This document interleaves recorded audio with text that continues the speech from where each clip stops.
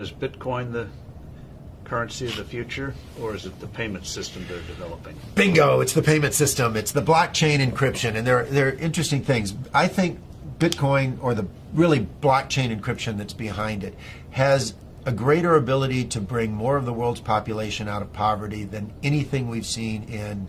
Well, for one thing, it's a cheap payment system. For one thing, it's a cheap payment system, but it's more important than that. It's more important than that. Blockchain cryptography is all about digital transfer of ownership in a completely transparent and public way. Okay, I don't want to go into any of the math and the complexity behind it, but think of what that means. That means that I can actually record ownership in public in a digital means. 50% of the world's population has a mobile phone. I read an estimate this month that in 2020, 90% of the world's population will have mobile phones. That's probably a high estimate, but that's okay. Now, $35 smartphones. But we're throwing them away, and they can ship them off to emerging markets. But what's powerful about this, now think about Hernando de Soto. Yes. Okay. The Institute for Liberty and Democracy in Peru. I really think Hernando de Soto should win the Nobel Prize for the work he's done. I hope he does. But he's gone around the world and identified one of the most powerful things to the economy and the creation of wealth, and that is the ownership of property. Which you can then use as collateral. Which you can use as collateral, and when you own it, you will develop it. You will. The best thing you can do for the environment is to own it, because when you own it, you make sure it's sustainable for your future family, and that's powerful.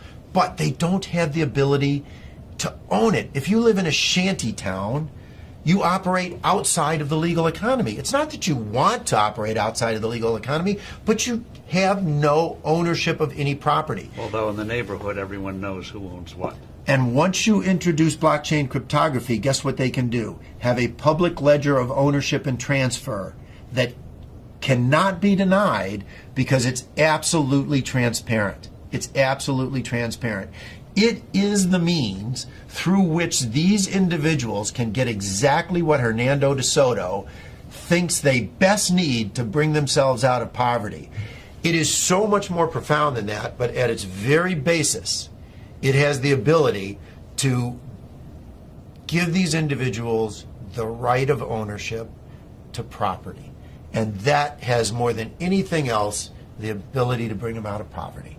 And I can't wait. It'll be adopted elsewhere. I mean, it's such a powerful, blockchain encryption is such a powerful tool. It'll be used by banks. It'll be used by credit card companies. It will become a standard.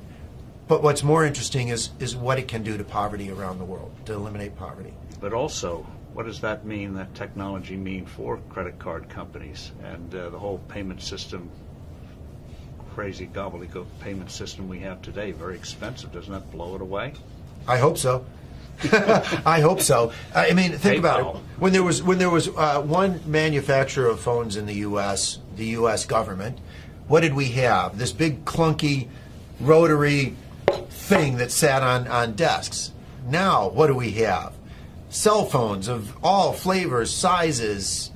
I can sit in Africa and on my cell phone take courses at MIT because they're public record. It's absolutely astounding what happens when you can actually innovate around the world and compete. And what is happening is blockchain cryptography, forget Bitcoin, creates a competitive technology, a competitive innovation that these credit card companies will have to adopt. The ones that adopt it first will bring their cost base down. And importantly, if you think about a retail store, and I have this with my kids are off in college and they go to a retail store, they use their credit card. And the credit card company costs the retailer $3 to $6. Right, because they reject well, first the fee is high, and then they reject the transaction. Because why is this card suddenly showing up in some city, some place where I don't live? So it gets cut off. Well, with blockchain cryptography, the buyer and the seller automatically trust each other over an untrusted network. That's what's so powerful about it. A blockchain-based transaction is verified within 10 minutes. It's not verified within 10 minutes for a credit card, which is why 5 to 10% of all transactions are rejected on the spot. It's not verified until often days later. Even a check is not verified for days. And that is completely taken out of the system. So on day one, the retailer's sales go up because they don't have to reject the transaction and they save on the fees. It doesn't really get much better than that if you're looking for a disruptive innovation in any single industry. It's wonderful.